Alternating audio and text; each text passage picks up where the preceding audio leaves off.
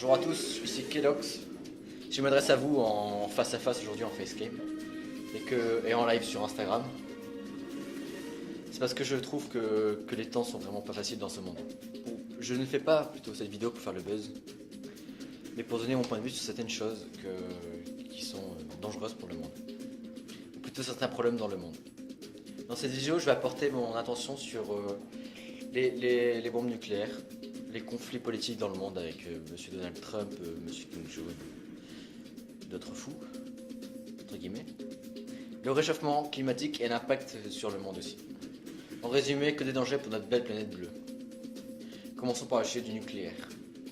Bien entendu, je parle plus du missile nucléaire. C'est une arme à portée modulable. Certaines peuvent aller plus loin que d'autres. Elle est très dévastatrice. Pour le moment, seuls les États-Unis l'ont utilisée sur le Japon en 1945 durant la Seconde Guerre mondiale. Et actuellement, ils menacent de la réutiliser contre la Corée du Nord ou la Russie. C'est là que nous rentrons dans le domaine des conflits politiques. Déjà, pour commencer, il n'y a pas tellement de pays qui l'ont. La Russie a 8500 ogives nucléaires. Les États-Unis en ont 7700. La France, donc nous, on représente la France, 300 ogives. La Chine, 250. Le Royaume-Uni, 225. Pakistan, entre 100 et 120. L'Inde, entre 90 et 110. Et l'Israël, entre 80, pardon. Et la Corée du Nord, c'est un nombre que nous ne savons pas. La bombe nucléaire la plus puissante actuellement dans le monde est la Tsar Bomba, autrement dit la bombe H. La Corée du Nord, l'ont testée.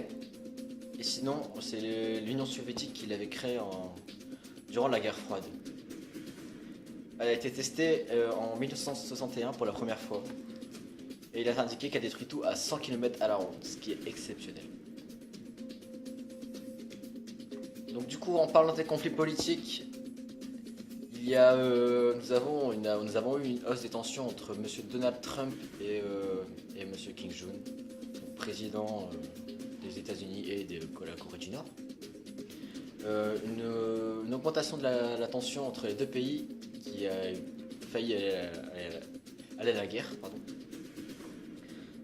Donc pour résumer tout ça, c'est que la Corée du Nord faisait des tests de missiles nucléaires, des missiles balistiques plutôt sur des zones à risque, donc au-dessus de certains pays, la Chine, le Japon. Et du coup, ils violaient certains traités, Pyongyang, enfin non pas Pyongyang, Corée du Nord. Et ils violaient certains traités, donc M. Trump faisait des menaces, etc. Il a dit qu'il pouvait envoyer un missile nucléaire, etc. sur la Corée du Nord. Il a très bien dit. Il a même envoyé un bombardier longer les côtes de la Corée. Un bombardier, ouais, un avion. Et donc du coup, ça a failli partir en guerre. Donc si une guerre nucléaire aurait éclaté, c'est tout le monde qui aurait pu partir en fumée. Là, actuellement, il y a le problème aussi de la Russie avec les USA. Ils ne s'entendent pas et si ça continue dans le sens que c'est parti, en gros, ça pourra partir en guerre nucléaire et détruire le monde.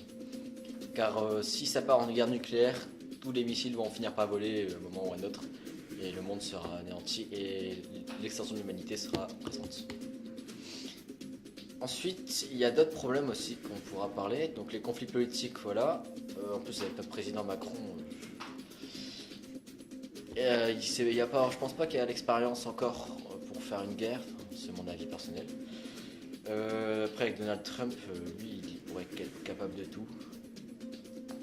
Je pense qu'il se rend pas compte que certains trucs pourraient détruire le monde. Et après, il est parti aussi de l'accord. Pour revenir au réchauffement climatique, il a quitté l'accord de Paris pour commencer à extraire, j'ai plus le nom en tête, mais extraire un minerai sur son pays. Mais qui coûte très cher à l'extraction et qui pollue énormément. Donc le problème du réchauffement climatique, c'est un phénomène qui s'accentue depuis les années 1900-1950, depuis la révolution industrielle. il y a déjà il y a la couche de CO2 qui s'agrandit dans l'atmosphère, ce qui provoque un réchauffement de la planète. Donc en gros la banquise, je sais pas si je pense que vous avez déjà entendu parler aux infos, la banquise fond. Donc il va y avoir une augmentation du niveau des océans en fait. Et ça va raser des îles et même des pays, etc. Donc ça c'est vraiment très dangereux et on ne sait pas réellement si on peut faire quelque chose ou pas encore pour l'arrêter. Même si on essaye de faire des trucs avec les COP, là l'année dernière c'était la COP 22 il me semble. Donc on essaye de faire des trucs, mais pour l'instant on n'y arrive pas parce qu'entre la Chine qui pollue énormément, les USA qui vont polluer énormément, enfin tout pollue énormément. Là après on a aussi un autre problème qui se pose en ce moment, c'est le pétrole. On arrive à la fin des réserves de pétrole. Donc la question qu'on se pose c'est qu'est-ce qu'il y aura après le pétrole.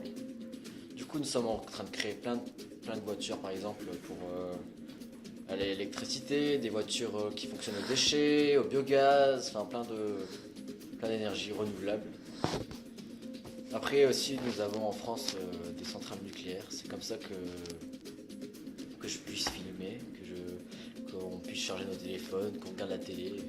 C'est grâce aux centrales nucléaires, mais c'est vraiment des gros risques. Les déchets nucléaires qu'on doit mettre sous terre à plus de 100 km sous terre il me semble, si je dis pas de bêtises, pour éviter que ça pollue, sauf qu'il y a des risques pour les générations futures, etc.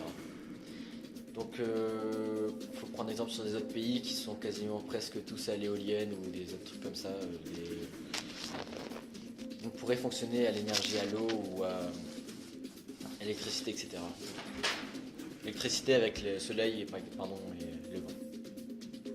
Donc voilà, je pense qu'on peut s'arrêter là, on va dire, parce que j'ai tout résumé assez rapidement. Je pensais pas que ça durerait aussi court. Sinon, c'est mon avis personnel, Donald Trump est un dangereux pour ce monde. Est un danger plutôt. C'est une personne dangereuse